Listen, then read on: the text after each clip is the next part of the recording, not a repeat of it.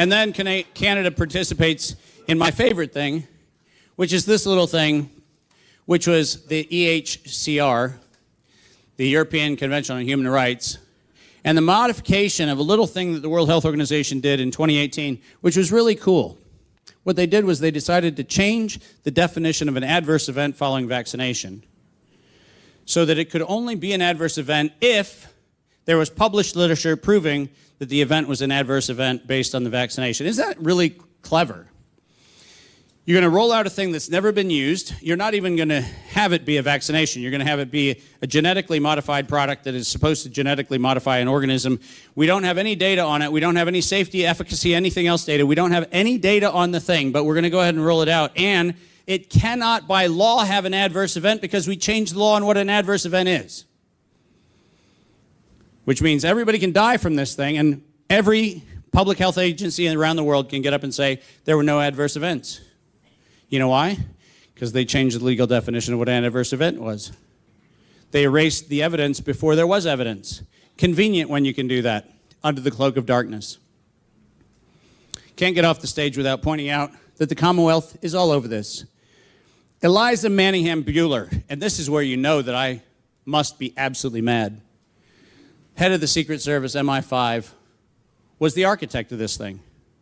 Yes, I said it. There you go. She was the head of the Wellcome Trust at the time this happened, along with Jeremy Farr. Did you know that?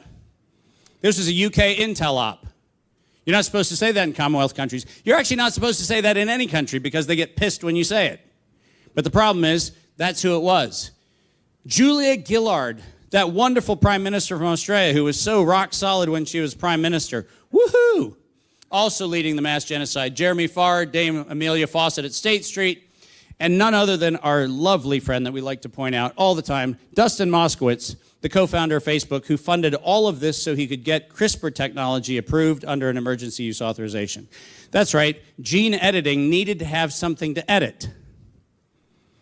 And we know from Dolly the sheep and every other experiment that we did, we know that the public wouldn't accept it.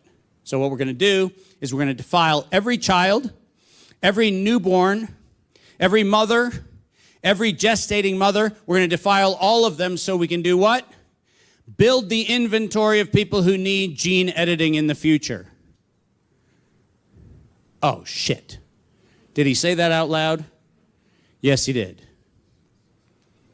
See, people, this was about profit at the cost of human life. This was genocide for hire. That's what it was. And until we embrace that that's the reality we're dealing with, we're fooling ourselves. I'm going to end with this slide. Do we need Nuremberg 2.0? The answer is we don't, because Nuremberg was wrong. We need something more akin to what South Africa did at the end of apartheid. We need truth and reconciliation.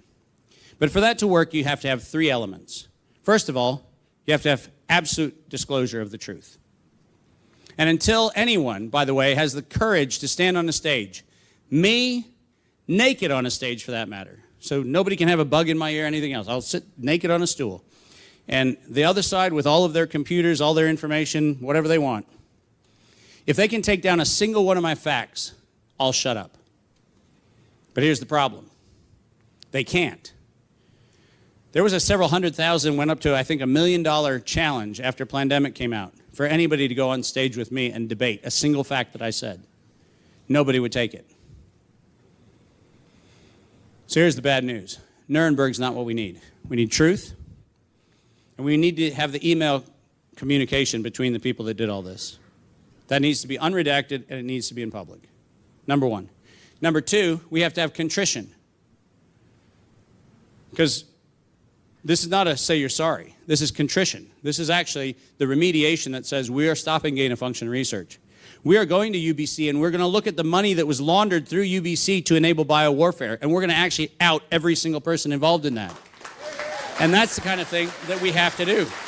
We have to do the same thing at the University of North Carolina, Chapel Hill. We need to do that everywhere we can go, because every person involved in this needs to actually have a contrite response to this, not a I was doing my job at the time. Because the job at the time was known by 2018 to be premeditated murder. That is not a job you can ever hide behind. and you never will be able to hide behind, so don't pretend. So it's truth, it's contrition, and then under Crown law, you have something that's very unique. We don't have it in the United States, but you do have it here in Commonwealth.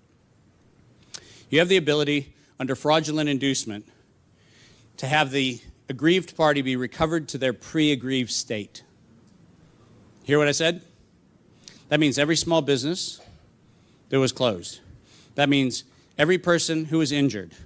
That means every person who had a loss of life, loss of employment, loss of anything else, has to be returned to the condition they were before the violation happened.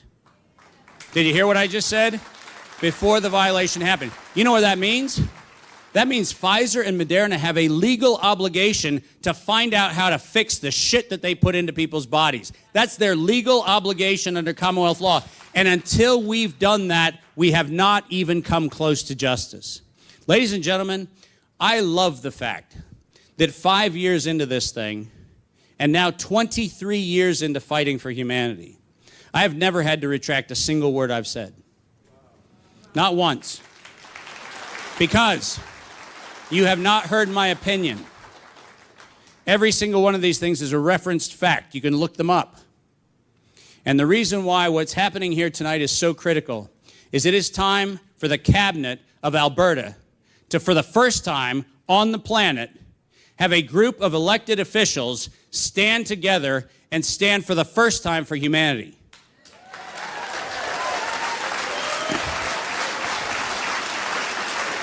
And just between us chickens, that was worth me flying up to Alberta and hanging out in Calgary to let you know that if you ever have anybody in that community that is going to have the courage to stand up, you've got one bald bow tie wearing penguin upside down. Yes, if you look closely, the penguins are upside down because that's how you show that you're in distress.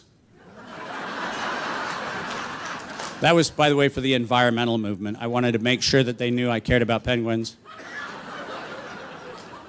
I have a maple leaf tie, but it's not red and white, so I didn't wear it.